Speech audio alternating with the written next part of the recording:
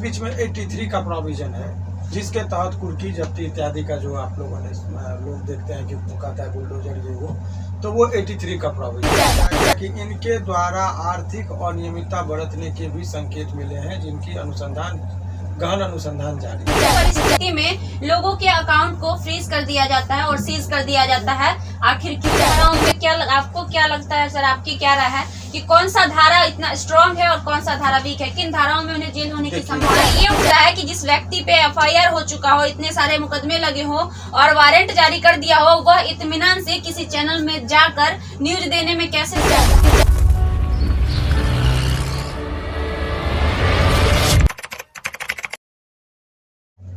नमस्कार, स्वागत है आपका लाइव लॉन्ग न्यूज में। मैं हूं आपके साथ खुशबू राय। बिहार में एक मुद्दा काफी तुल पकड़ लिया है। जी हां, बात करेंगे मनीष कश्यप की, जिसको लेकर पिछले कई दिनों से बिहार में अफरा तफरी मची हुई है। कई लोग उसके पक्ष में अपनी राय दे रहे हैं तो कई लोग उसके विपक्ष में अपनी प्रतिक्रिया देते हुए नजर आ रहे हैं।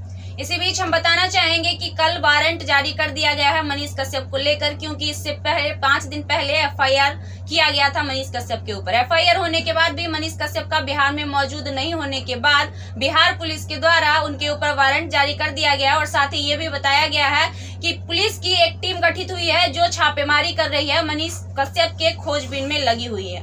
अब एक बहुत बड़ा और अहम सवाल ये उठता है कि क्या अब भी मनीष कश्यप गिरफ्तारी देंगे या नहीं, और अगर मनीष कश्यप इसी प्रकार से राज्य से इधर उधर भागते रहते हैं तो इसके बाद परिणाम स्वरूप उनको और क्या कुछ भुगतना पड़ सकता है, या फिर मनीष कश्यप के ऊपर कैसी और कौन सी कार्रवाई की जा सकती है। हमारे साथ इसी बीच बातचीत करने के लिए हाईकोर्ट के अधिवक्ता शिवनंदन भारती जी मौजूद हैं। आइए जानेंगे साफ शब्दों में कि मनीष कश्यप के मुसीबत अब और कितनी बढ़ने वाली है। पहले तो स्वागत करेंगे सर। बहुत बहुत शुक्रिया आपका।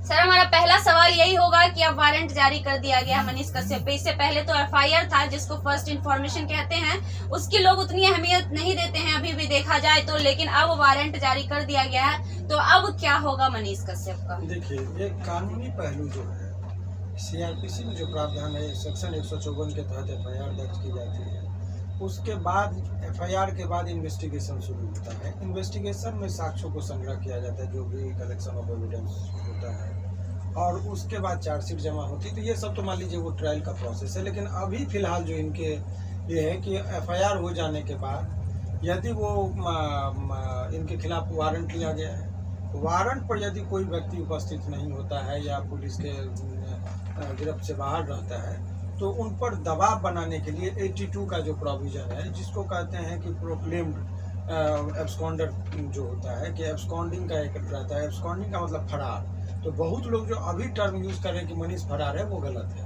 कानूनी रूप से अभी वो फरार नहीं है। फरार कहने के लिए एक विधिवत 82 का नोटिस जो उनके घर पर चिपकेगा, 30 दिन का उनको वक्त दिया जाएगा कि आप जहाँ कहीं भी हैं 30 दिन के अंदर में आप कोर्ट के समक्ष उपस्थित हो जाइए, अन्यथा आपको फरार घोषित कर दिया जाएगा। और वो 30 दिन के बाद यदि फरार जब वो नहीं आते हैं तब वो उनको फरार घोषित किया जाएगा। इस बीच में 83 का प्रोविजन है, जिसके तहत कुर्की जब्ती इत्यादि का जो आप लोगों ने लोग देखते हैं कि कहता है बुलडोजर ये वो, तो वो 83 का प्रोविजन है। तो अभी फिलहाल इनके लिए ये बात सत्य है कि ये तो हो गया। इसके अलावा आर्थिक रूप से इनको जो पंगु बनाने के लिए सबसे पहले इनके जो अकाउंट में जितने भी पैसे थे सीज के, तो ये सब के अलावा मुसीबत जो इनका बढ़ता जा रहा है, तो मेन मुसीबत बढ़ने का जो रीजन है वो ये है कि इनका जो आर्थिक एक संकेत जो दे रहा है, जो प्रेस विज्ञप्ति जारी की गई मुख्यालय के द्वारा, तो उसमें एक चीज बताया गया कि इनके द्वारा आर्थिक अनियमितता बरतने के भी संकेत मिले हैं, जिनकी गहन अनुसंधान जारी है। तो ये अपने आप में एक संकेत है कि इनको जो है सो अन्य चीज़ों का भी हो सकता है, इनकम टैक्स का नोटिस जाए या अन्य ईडी, बहुत सारे चीज़ें हैं जिसका भी सामना करना पड़ सकता है, जो संकेत है। अभी जिस हिसाब से जो उस बयान में जो कुछ बातें सांकेतिक तौर पर जो बताई गई, तो फिलहाल इस तरीके से देखने को मिलेगा कि पुलिस का जो स्ट्रेटजी है वो पूरी तरीके से मुसीबत खड़ा कर देगी ये मनीष कश्यप के लिए। ये पुलिस का अपना स्ट्रेटजी उसके मुताबिक काम चल रहा है। एक अहम सवाल सर आपसे पूछना चाहेंगे, बहुत सारे लोगों के मन में ये सवाल चल रहा होगा कि किन परिस्थिति में लोगों के अकाउंट को फ्रीज कर दिया जाता है और सीज कर दिया जाता है, आखिर क्यों? इसका क्या जवाब? देखिए, ये विधिवत यदि देखा जाए तो अभी कानूनी तौर पर वो गलत है। फ्रीजिंग जो होता है वो जब आपका उस अकाउंट से इलीगल तरीके से ट्रांजैक्शन हो रहा है, इसकी कोई प्रमाणिकता मिल जाए, उसके बाद उसका कोर्ट के ऑर्डर से ये सब चीज़ होना चाहिए। लेकिन प्रशासन के पास कुछ शक्ति दी जाती है जिसका उन्होंने विशेषाधिकार शक्ति का उपयोग करते हुए उन्होंने जो है सो पहले ही फ्रीजिंग कर दिया है, ताकि वो कंपेलिंग अथॉरिटी कहते हैं कि इंसान को इतना मजबूर कर दीजिए कि वो कहीं भी हो तो वो कोर्ट के समक्ष उपस्थित हो जाए। तो ये कंपेलिंग चीज़ है, उसको मजबूर करने का एक मैकेनिज्म है जिसके तहत अकाउंट उनका फ्रीज किया गया है। एक और अहम सवाल करना चाहेंगे सर, नॉर्मली बिहार में देखा जाता है कि जब भी किसी नॉर्मल व्यक्ति पे एफआईआर होती है उसको घर से उठा लिया जाता है। अभी देख लीजिए, एक मैं छोटा यूट्यूबर की ही बात करूंगी एग्जांपल देने के लिए, राकेश कुमार तिवारी की भी अरेस्टिंग हुई है, जिसे ये बताकर घर से बुलाया गया था कि आपसे पूछताछ की जाएगी और ले जाकर जेल में डाल दिया गया है। तो फिर जब सवाल आता है छोटे लोगों की, मतलब एक नॉर्मल व्यक्ति की, तो वहाँ उन्हें आसानी से पकड़ लिया जाता है और जेल में बंद कर दिया जाता है। लेकिन वहीं दूसरी ओर मनीष कश्यप पे एफआईआर हुए आज 5 दिन हो गए, लेकिन अभी तक ना ही पुलिस उनके पास पहुंच पाई है और ना ही वो अभी तक खुद सिलेंडर किए हैं। इनफैक्ट वारंट भी जारी हो गया, 6ठा से 7वां दिन चल रहा है। क्यों? देखिए, अब कुछ चीज discretionary power of the police होता है। अब उनके पास 26 लोगों का एक लिस्ट है, मान के चलिए, क्योंकि बहुत सारे, मैं एक अंदाज में बता रहा हूँ, एक फैक्ट नहीं, लेकिन 25-26 लोगों का जो चैनल का जो जिक्र हुआ है, तो बहुत सारे लोगों का इसमें और भी बहुत केसेस हुए। तो अब वो उनके ऊपर है कि मैं किसको पहले गिरफ्तार करूँ, किसकी गिरफ्तारी ज़्यादा नेसेसरी है। गिरफ्तार कोई व्यक्ति नहीं हो रहा है तो उसको गिरफ्तार कैसे वो स्वतः पुलिस के समक्ष आ जाए, उसी सब की वजह से जो है तो ये क्या, ये तो जैसे अकाउंट फ्रीजिंग इत्यादि, अभी वारंट के बाद जो 82 का नोटिस वगैरह का के दिशा में जो जा रही है। आपने ये कहा कि भाई छोटे लोगों को बड़े, तो ये कानून के नज़र में कोई छोटा और बड़ा नहीं होता। पुलिस के नज़र में छोटा और बड़ा अहमियत ओहदा इत्यादि रखता हो, लेकिन न्यायालय के समक्ष इस तरह की बातें नहीं थी। लेकिन आपने जो प्रश्न चिन्ह पुलिस के संबंध में कहा कि कुछ नहीं हो रहा है, तो ये पुलिस का मन उनका अपना विवेकाधीन है कि वो किनको पकड़ने पर उनके डिस्क्रिशनरी पावर होती है। जिस तरीके से आप ट्रेन में जाते हैं और हजारों लोग बिना टिकट के सफर करते हैं, तो टीटी के ऊपर होता है कि किसको चेक करे किसको नहीं करे। तो आप ये नहीं कह सकते कि मेरा टिकट तो नहीं है लेकिन आप सबको काहे नहीं चेक कर रहे। तो टीटी को जिस टाइम में जिस पर संदेह होता है पकड़ता है, ये करता है, तो वो सब कुछ विशेषाधिकार होता है। इससे एडमिनिस्ट्रेटिव चीज को चलाने में उनको सहूलियत होती है। तो वो अपने बुद्धि और विवेक पर सारे पहलुओं को देखने के बाद वो कोई स्ट्रेटजी बनाती है। जिस प्रकार के धाराएं सर लगे हैं मनीष कश्यप पे, उन सारी धाराओं में आपको क्या लगता है सर, आपकी क्या राय है कि कौन सा धारा इतना स्ट्रॉन्ग है और कौन सा धारा वीक है? किन धाराओं में उन्हें जेल होने की संभावना है और किन धाराओं में नहीं? जितने भी इसमें एफआईआर हुए हैं तो जेल तो होगा, तो सभी धाराओं में जाएंगे। ये एफआईआर है तो इंक्लूडिंग सभी, कोई सेपरेट ये नहीं है। लेकिन जो इसमें सबसे बड़ा मेजर सेक्शन जिसको बोलिएगा वो 468 है। 468 में अप टू 7 ईयर्स तक का पनिशमेंट का प्रावधान है। लेकिन ये पनिशमेंट, लेकिन उससे पहले बेल मिलता है। तो 302 जिसमें आजीवन कारावास और फांसी तक की सजा का प्रावधान है, उस केस में भी लोगों को बेल मिलता है। तो जेल जाना और अलग मैटर है, बेल अलग चीज है। तो इसमें ऐसे परिस्थिति में आप ये कह सकते हैं कि बेल जो है सो जेल जाएंगे तो ऐसा नहीं कि वो हमेशा के लिए जेल में रह जाएंगे। बेल उनका प्रक्रिया में हो जाएंगे। जेल नहीं जाना पड़े उसके लिए एंटीसिपेटरी बेल का प्रावधान है। तो एंटीसिपेटरी बेल के लिए वो अपना प्रयास करेंगे।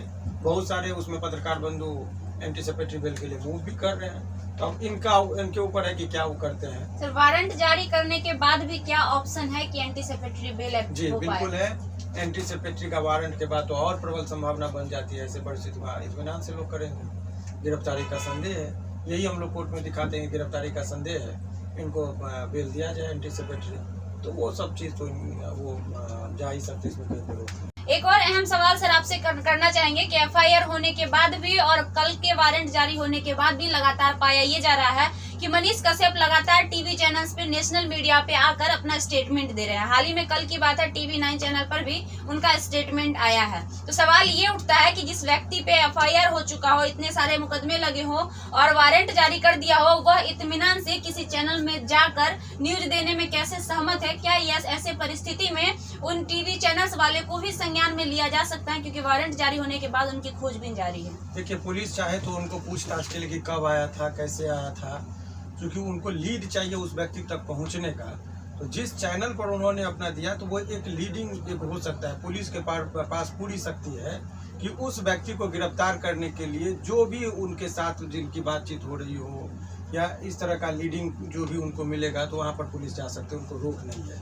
लेकिन जनरली मीडिया कर्मी हो गए, उन सबसे पुलिस उलझना नहीं चाहती, इसीलिए समानतः इस सब चीज इस ऐसी परिस्थिति को वो नजरअंदाज करके चलती है। तो कब तक वारंट निकलने के बाद कब तक व्यक्ति कोर्ट को गुमराह कर सकता है, कितना पॉसिबिलिटी है? देखिए कोर्ट का भी फंक्शन कोर्ट सॉरी मतलब ये न्याय यहाँ पुलिस प्रशासन को कब तक ये गुमराह? देखिए पुलिस का गुमराह की बात नहीं है। देखिए हर आदमी जब किसी व्यक्ति पर केस होता है, चाहे वो हत्यारा हो, मर्डर हो, क्राइम किया हो, नहीं किया हो, निर्दोष हो, हर आदमी को अपना एक कानूनी एक उपाय ये बताया गया कि आप बेल में जाइए।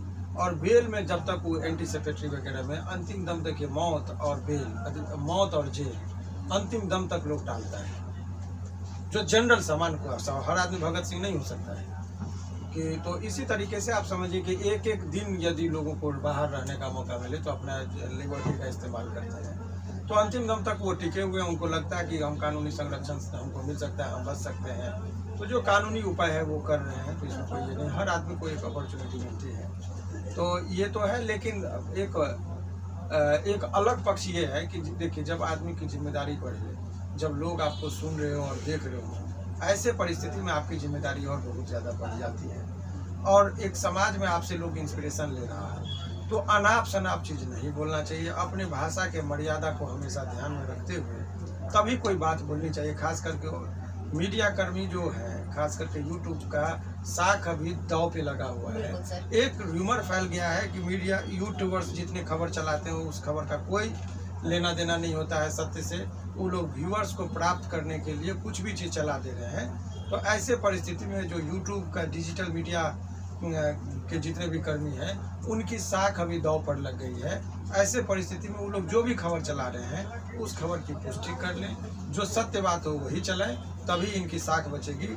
ये लड़ाई इस दौर में जो हुआ है तमिलनाडु के प्रकरण में, तो किसको क्या नाफा नुकसान ये तो बात की बात है, लेकिन डिजिटल मीडिया का साख जो है जरूर दांव पर इस पूरे प्रकरण में आ गया है। इसकी विश्वसनीयता का सवाल है। ऐसे परिस्थिति में डिजिटल मीडिया के जितने भी मीडिया कर्मी हैं उनके ऊपर ज़्यादा जिम्मेदारी बढ़ गई है कि खबरें चलाएं तो बहुत सोच समझ कर चलाएं, ऑथेंटिक खबर को चलाएं, तब जाके उन लोगों को एक विश्वास और भरोसा वो लोगों के बीच में प्राप्त कर सकते हैं। बहुत बहुत धन्यवाद सर। हमारे साथ थे अधिवक्ता शिवनंदन भारती जी। हमने खास बातचीत की मनीष कश्यप पे चल रहे आरोपों को लेकर। अभी फिलहाल वारंट जारी कर दिया गया। अब देखना ये है कि मनीष कश्यप खुद सिलेंडर करते हैं या पुलिस प्रशासन द्वारा पकड़े जाते हैं। क्या कुछ होता है वो भी अपडेट्स हम आपको देंगे। लेकिन जाते जाते एक बात हम भी आपसे यही कहेंगे, आप किसी भी प्रिंट मीडिया से हो, इलेक्ट्रॉनिक मीडिया से हो या किसी भी प्रकार के मीडिया से हो, किसी भी सच्चाई को अगर आप दिखाते हैं तो उसके तह तक जाइए और उस सच को दिखाइए, ना कि सुने हुए और बिना आंखों देखी चीज पर भरोसा ना करें। यही हमारा आपसे राय होगा। बाकी आपकी क्या राय है कमेंट बॉक्स खुला हुआ, जरूर दीजिएगा। आज के लिए इतना ही, मिलते हैं अगली बार।